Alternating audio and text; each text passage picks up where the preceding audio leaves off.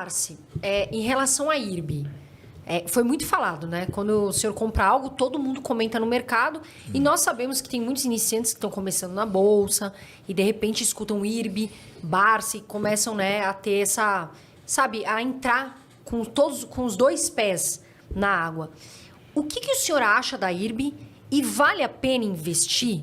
Agora, vale a pena para o iniciante investir? Porque uma coisa é o Barsi, que colocou um pequeno, né, vamos dizer assim, uma porcentagem mínima do patrimônio.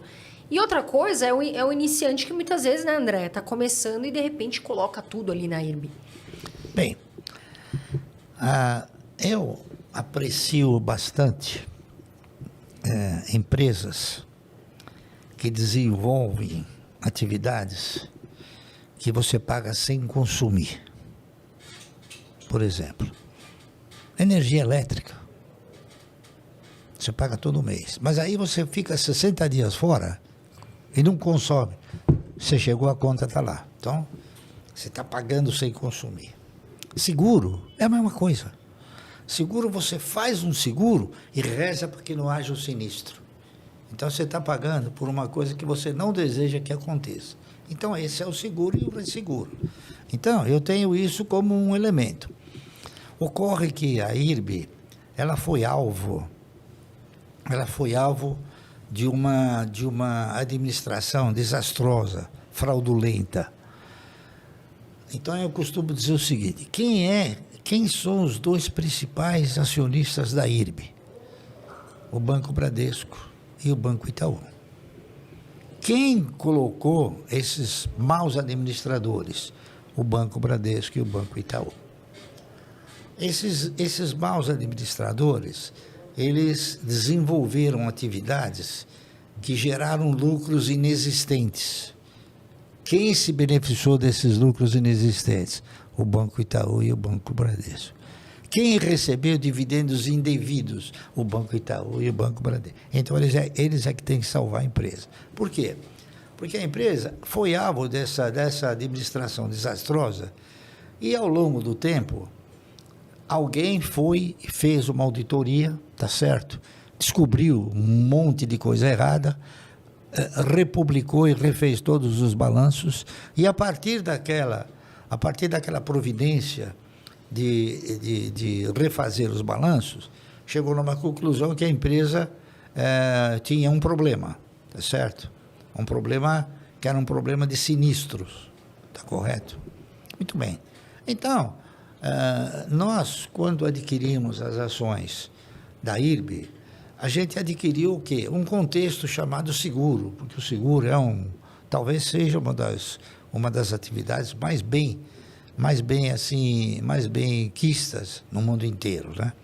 O Warren Buffett, por exemplo, ele é fanático por empresas de seguro. Por quê? Exatamente por causa desse detalhe, que é um bem que você paga sem consumir, entendeu?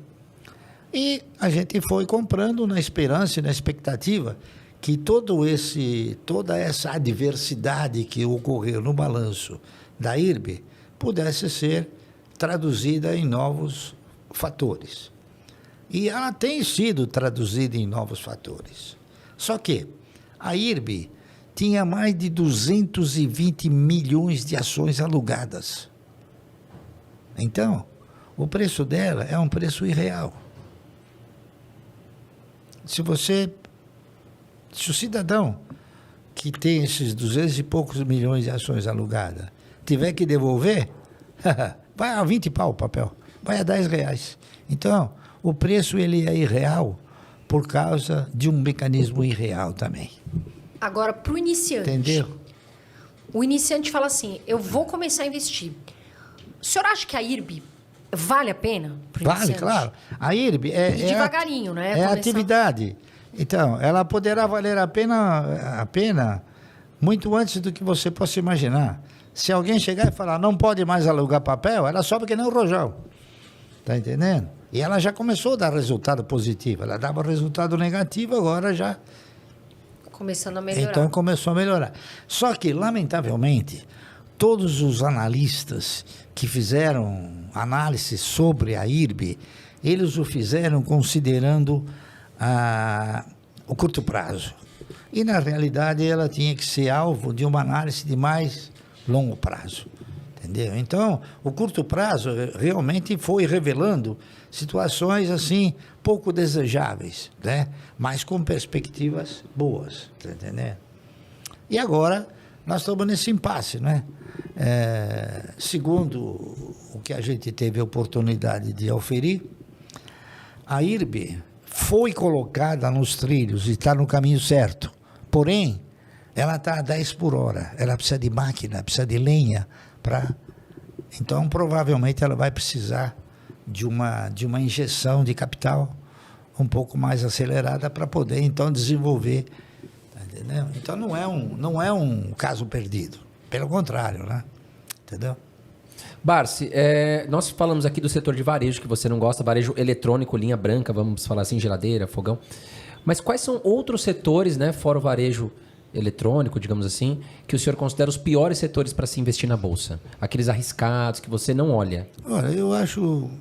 Tem um setor que tem um ditado que de tudo que sobe cai, né? O setor de aviação, por exemplo, né? Não digo que todo vai cair. Mas o setor de aviação, ele sempre foi muito afetado pela ingerência do governo, né? A ANAC, o preço da passagem, o preço do combustível, um monte de coisas, né? A última carga negativa que a gente observou sobre as ações do setor de aviação foi a pandemia, não é isso? Que eliminou a possibilidade de muita gente fazer viagens, etc. Então, é um setor que eu não aprecio muito, tá entendendo? Eu não aprecio muito, não aprecio nada, tá entendendo?